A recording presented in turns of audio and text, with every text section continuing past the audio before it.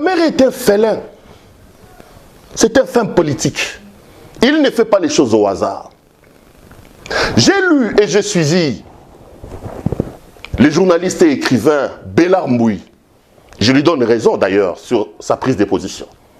Bélard Mbouyi s'interroge sur l'acceptation de Vital Kamere comme directeur de cabinet, comme je suis en train de le faire, et il donne la réponse. Bélard démontre dans sa réflexion, je l'ai encore suivi hier sur RTGA, j'étais d'ailleurs dans un débat avec lui aussi, il dit qu'en fin politique, Vital Kamere avait d'abord et avant tout besoin de se refaire une santé financière. Tout le monde le sait. Qu'après sa guéguerre avec Kabila, Kamere était devenu asphyxié financièrement.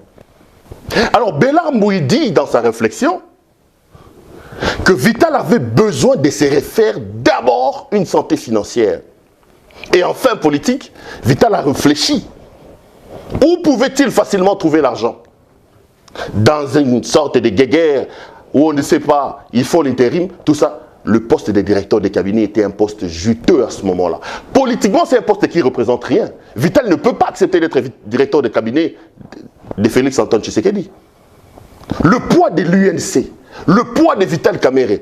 Comment Vital Kamere pouvait-il accepter d'être directeur de cabinet de Félix Antoine Tshisekedi?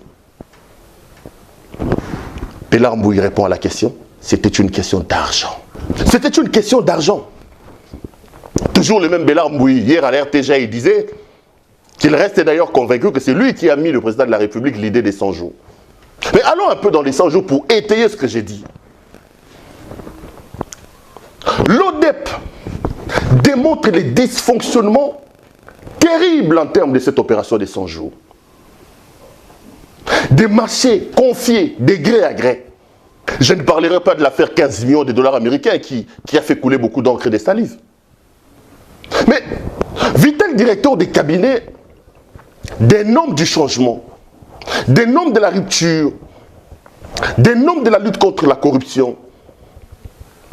Vital, directeur des cabinets d'un président qui vient pour lutter contre la corruption. Il s'est fait nommer coordonnateur principal. C'est-à-dire tête pensante, chef. Il y a un programme à 100 jours. Projet, construction des maisons. 3000 maisons pour les militaires. Budget, 57 millions de dollars américains. Je parle bien de 57 millions de dollars américains. Mes frères, mes sœurs, Monsieur le Président de la République, les gardes de l'UDPS, regardez-moi. Lorsque vous prenez 57 millions de dollars américains, vous divisez par 3000. Une maison vous coûte 19 000 dollars. 19 000 dollars pour des maisons préfabriquées. Maisons préfabriquées. 19 000 dollars américains pour une maison préfabriquée. Vous l'avez vu où? Vous l'avez vu où?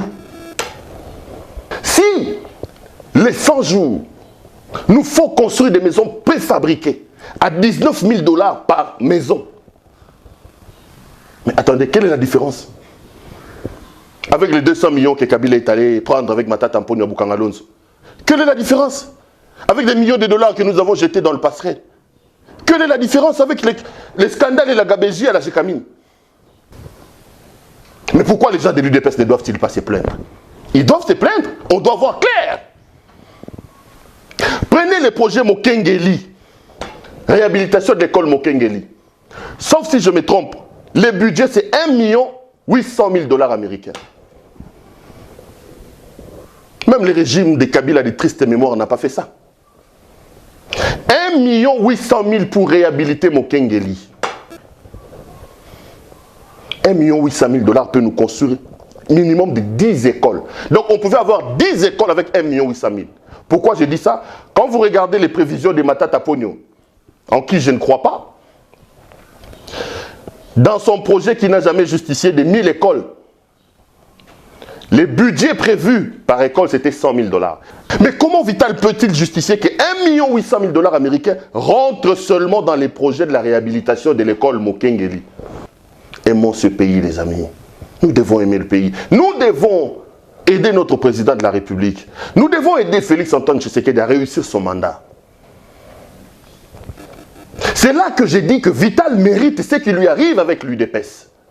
57 millions pour 3000 maisons préfabriquées. Une maison coûte 19 000 $. Sincèrement, sincèrement. Vous voulez nous dire que nous avons chassé Kabila du pouvoir? Nous, peuple, nous avons voté Félix Tshisekedi pour vivre ça.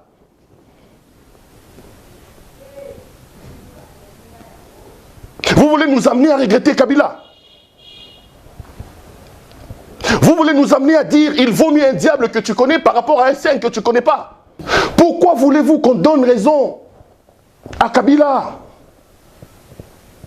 Pourquoi voulez-vous qu'on regrette Kabila? Pourquoi voulez-vous entacher l'image de Félix Antoine Tshisekedi Tshilombo? Pourquoi vous voulez donner du discours dans la bouche de ces gens du FCC? Messieurs, nous croyons en vous. Monsieur le Président de la République, le Congo croit en vous. Réveillez-vous, faites les choses bien, Monsieur le Président de la République. Regardez un peu dans l'entourage. Changez des paradigmes, s'il vous plaît, s'il vous plaît. S'il vous plaît. Changez des paradigmes, le Congo a besoin de vous. Vous portez le poids du nom d'Etienne Tshisekedi Wamulumba, d'heureuse mémoire, messieurs. S'il vous plaît. N'amenez pas les peuples à regretter Kabila, Monsieur le Président de la République. C'est grave, c'est sérieux ce qui se passe. C'est grave, Monsieur le Président de la République. Je ne veux pas me retrouver demain encore à la police criminelle parce que j'ai dit des choses qui sont vraies. Je ne veux pas. Je ne veux pas. Recevoir des appels, on te dit attention, fais attention. Mais c'est mon pays. On ne peut pas laisser le pays aller comme ça, Monsieur le Président de la République. Mais non et non et non. Prenons le projet Saut des moutons. J'ai suivi ce matin France 24 faire un reportage sur l'affaire Saut des moutons. Il révèle qu'au départ, le projet était de 27 ou 23 millions de dollars américains. Mais actuellement, nous en sommes à 43 millions de dollars américains. 43 millions de dollars américains.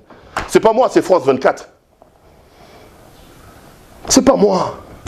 C'est des choses que nous avons décrites avec Kabila. Les avenants, ils vont avec un projet et après, à l'intérieur du projet, ils font des avenants, À l'intérieur de ces avenants-là, les gens se retrouvent. Monsieur le Président, nous vous aimons, nous vous soutenons, mais nous voulons que les choses changent. Nous refusons de partir sur les paradigmes nous laissés par Kabila, les paradigmes de la corruption, du flou, des marchés à gré à gré. On ne peut pas avoir 33 000 maisons préfabriquées à 57 millions de dollars américains. Non. Permettez au docteur Etienne Tshisekedi Wamulumba d'heureuse mémoire de se reposer en paix, d'être fier de son fils, d'être fier de ce régime de l'UDPS. Mais à l'allure où vont les choses, on commence à avoir peur.